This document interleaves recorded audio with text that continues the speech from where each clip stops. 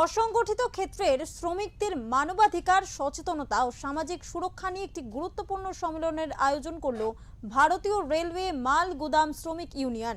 শনিবার নিউ ব্যারাকপুরের ক্রিস্টি অডিটোরিয়ামে অনুষ্ঠিত হলো এই সভার বিভিন্ন ক্ষেত্রের শ্রমিক নেতা ও সংগঠনের প্রতিনিধিরাও উপস্থিত ছিলেন।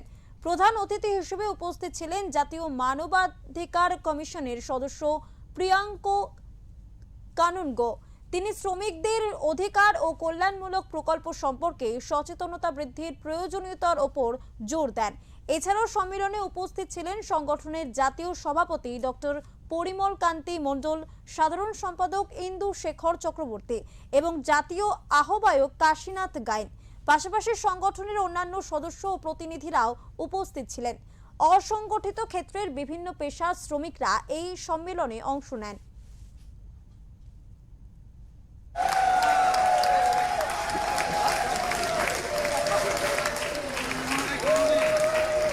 অসংগঠিত ক্ষেত্রে শ্রমিকরা এখানে এসছে। ভারতীয় রেলওয়ে মালগোদাম আছে এবং তার সাথে বিড়ি শ্রমিক, private tutor association, gig worker, রাজমিস্ত্রি, এরকম কাজু বাদাম শিল্পের সাথে যুক্ত, কাজু বাদাম প্রসেসিং করে, এরকম প্রায় আজকে 16-18 রকম বিভিন্ন অসংগঠিত ক্ষেত্রে শ্রমিক সেক্টরে এখানে একসাথে হয়েছে। নয়া শ্রম কোড যেটা লাগু হয়েছে সেটাতে মানে এদের জীবনের কি সুবিধা আছে, গভর্নমেন্টের স্কিম কি আছে, আগামী দিনে ওদের অ্যাওয়ারনেসের জন্য আজকে মূলত এই সভা।